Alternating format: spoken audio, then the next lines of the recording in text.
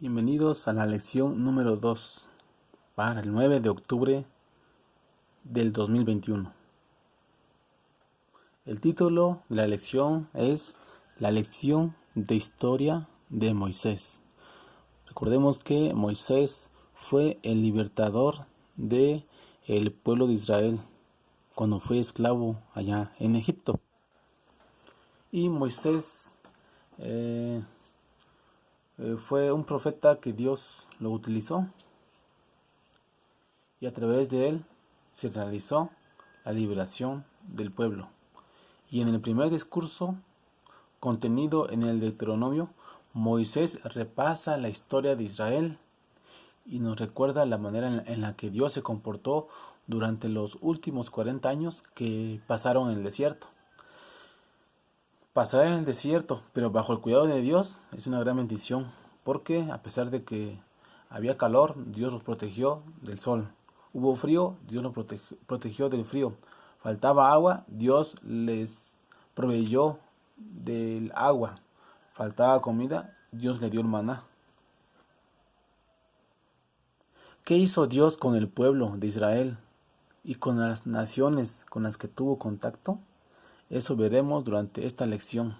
Así que prepárate para comenzar con el repaso de la lección, con este pequeño bosquejo, que te ayudará para ampliar y entender un poquito mejor la lección. Dios carga. Éxodo 32:32. Dios cargó con el pecado del pueblo.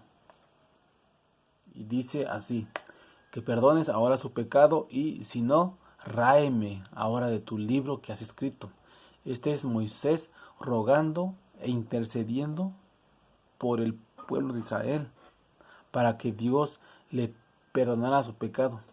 ¿Quién de nosotros estaría dispuesto a ser borrado del libro de la vida?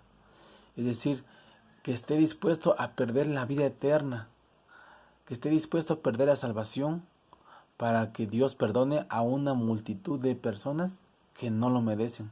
Y de hecho nadie merece la salvación. Pero si Dios y tú ya saben que tú eres salvo, tú estás salvado, y tú estás dispuesto a que te borren de esa lista, estás dispuesto a que te borren, que te eliminen, que tú mueras, prácticamente es morir, para que otros se salven. ¿Quién de ustedes estaría dispuesto a eso? Y es por eso que aquí a Moisés se le hace una comparación con Jesucristo, porque Jesucristo también intercedió por nosotros y él estuvo dispuesto a morir y de hecho murió por nuestro pecado, para que nosotros fuésemos salvos por él.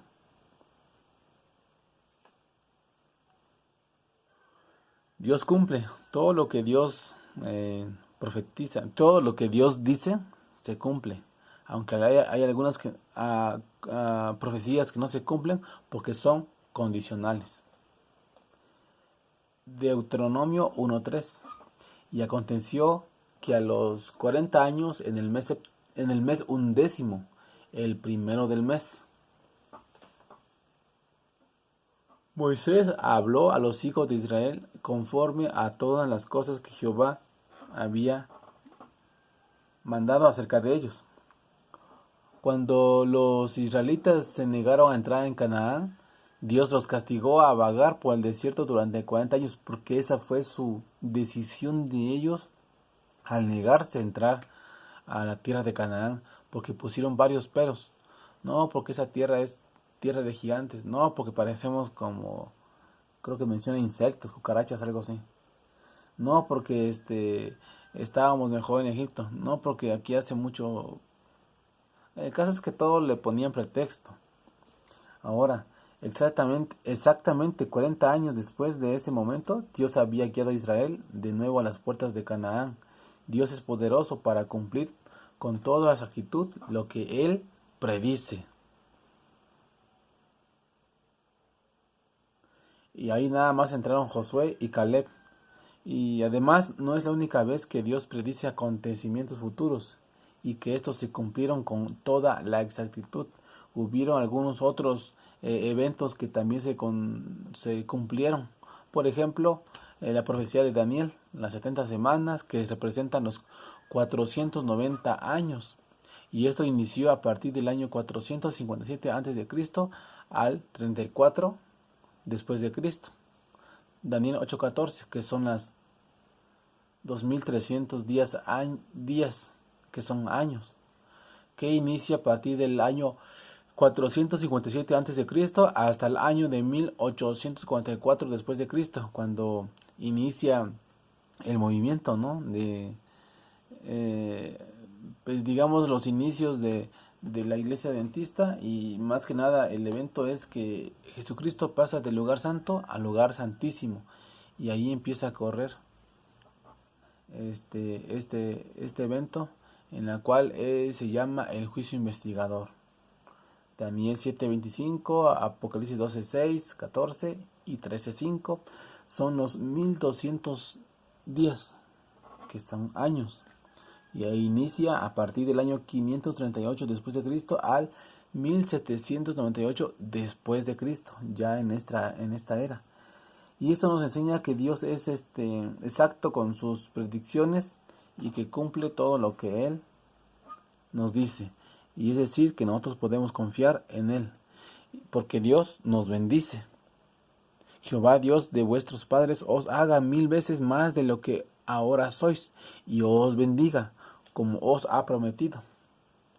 Porque Dios estaba bendiciendo al pueblo de Israel durante 40 años de su peregrinaje y de su rebeldía.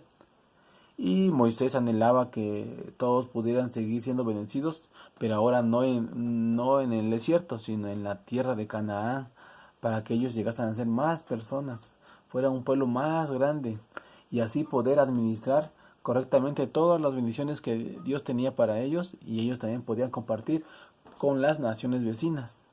Y el pueblo de Dios en el desierto estuvo bien organizado, pero esto gracias a Dios a través de Moisés, porque esta organización se mantuvo en el tiempo para el pueblo de Israel. Hoy Dios también quiere que nuestra iglesia sea una iglesia organizada, sea una iglesia que cumpla con la misión.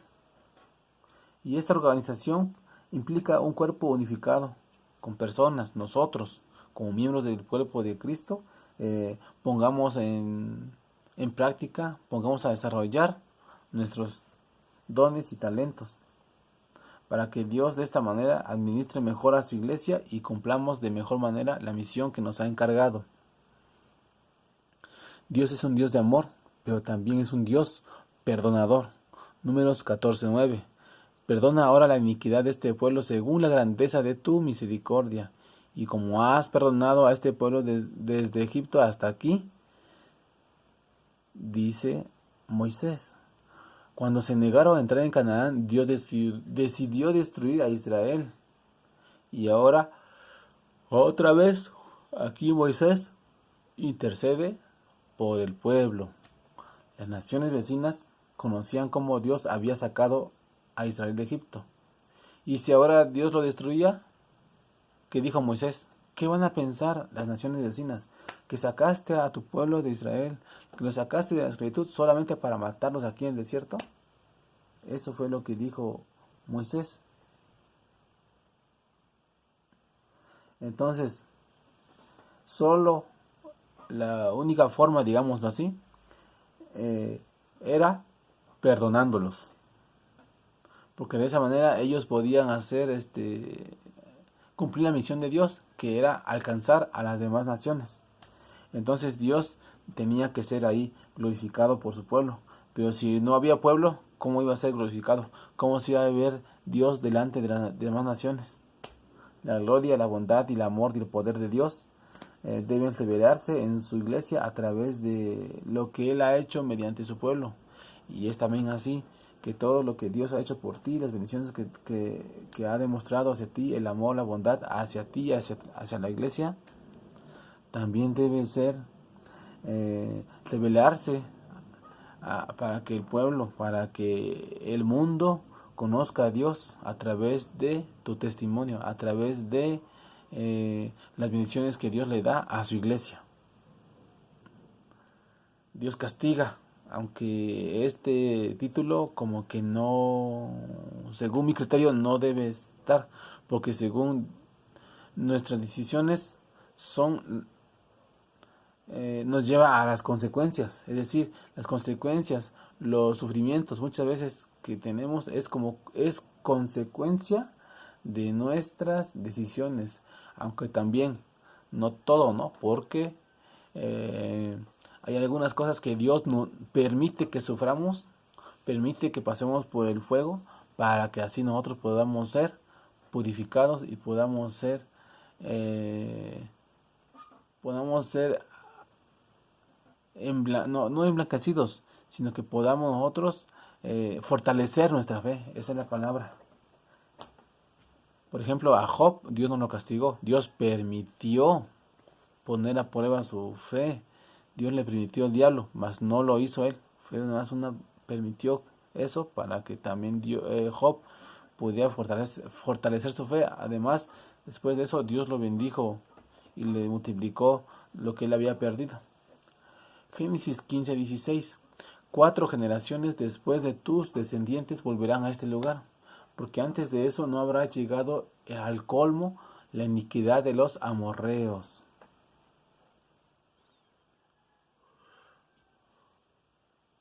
Elena G. de White escribe de la siguiente manera: la historia de los hijos de Israel fue escrita para nuestra admonición e instrucción a quienes han alcanzado los fines de los siglos.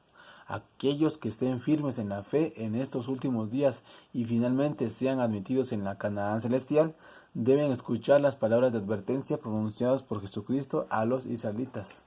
Estas lecciones fueron otorgadas a la iglesia en el desierto para que el pueblo de Dios las estudiara y las prestara atención a través de sus generaciones, para siempre.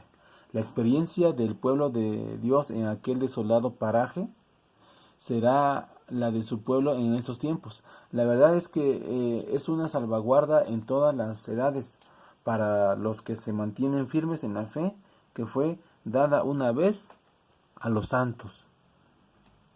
La historia de Moisés, esta lección nos trae como conclusión de que debemos de confiar en Dios, que Dios es un Dios de amor, un Dios perdonador, aunque también, como dice el título ahí, Dios castiga, pero el castigo, digamos, es consecuencia de nuestras decisiones, y también que Dios permite que suframos también, porque también quiere que nuestra fe sea fortalecida y seamos purificados como el oro.